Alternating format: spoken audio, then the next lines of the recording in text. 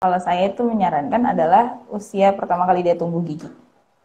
Di usia 6 Oh, bulan dia sudah dipangku oleh ibunya, nanti kan dia bisa dilihat seperti itu. Atau tapi biasanya saya tuh paling kecil itu pasien di usia 1,5 tahun yang dia sudah hmm, mulai jalan pelan-pelan dan bisa duduk. Nah, itu sudah mulai berkenalan. Jadi harapannya adalah anak tidak kaget ketika tiba-tiba sakit, langsung tiba-tiba ke dokter gigi, dan tiba-tiba ke dokter gigi pun langsung ditindak seperti tadi pencabutan.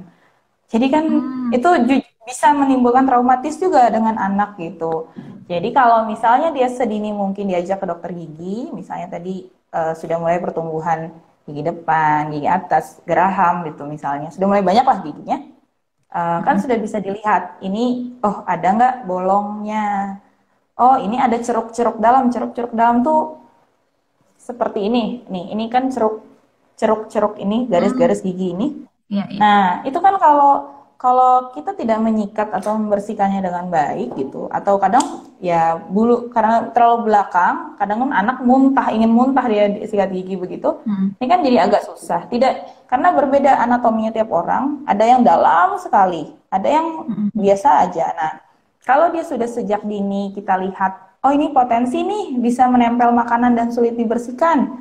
Nah, ini bisa kita lakukan perawatan, kita tutup garis-garis ini, kita tutup biar licin seperti itu, tapi dia hmm. transparan warnanya. Jadi gigi ini juga tetap di apa tidak gampang berlubang karena sisa makanan menempel di ceruk-ceruk ini. Itu biasanya perawatannya adalah pig fissure sealant. Jadi untuk moms yang anaknya kelihatannya ini ada ceruk-ceruk gigi atau misalnya dia makan coklat, lengket, Hmm. gampang sekali menempel.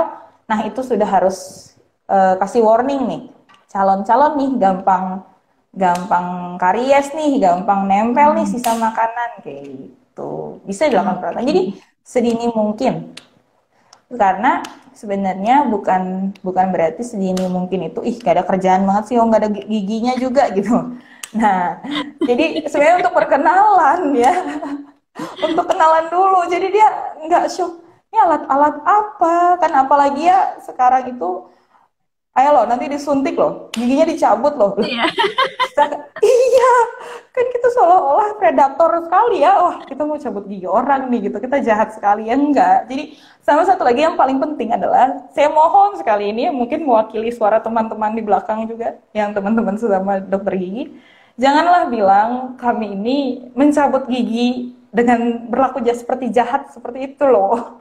Karena anak-anak itu sangat takut ke dokter gigi, sehingga dia trauma sampai besar, dia lebih memilih giginya rusak daripada harus bertemu dokter gigi yang katanya jahat dan mencabut gigi itu. Jadi jangan ditakut-takutin ya, Mams. Itu benar-benar sangat dimohon dengan sangat nih, itu jangan ditakut-takutin. Karena memang saya akui ke dokter gigi itu bisa bisa jadi menimbulkan traumatis ketika anak ini langsung diperkenalkan dengan tindakan yang paling mengerikan menurut mereka, seperti tadi Hmm. pencabutan atau bor tingkat tinggi. Bor tingkat tinggi itu maksudnya sakit begitu karena terlalu dalam yang dibor, kena saraf. Hmm. Nah, jadi kenapa sejak dini itu tadi kan kalau dia belum bolong tapi sudah ada ceruk kita bisa tutup. Atau dia udah ada tanda-tanda bolong tapi belum sampai sebesar ini, sampai sedalam ini, masih di sini misalnya, kita bisa langsung tambal. Dan ini minimal tidak perlu harus dibor, masih bisa seperti itu. Nah, tapi kan Hmm. yang menjadi traumatis adalah sudah dibiarkan berlubang sampai sini, kena saraf gigi, ya kita kan tidak bisa Hmm. bilang, gak sakit kok dek, gak bisa, kita gak bisa bilang itu. Mau gak mau kita bor kecepatan tinggi, atau tindakannya agak lama dan anak itu bosan, jadi itu bisa menimbulkan traumatis juga secara psikologis kepada anak.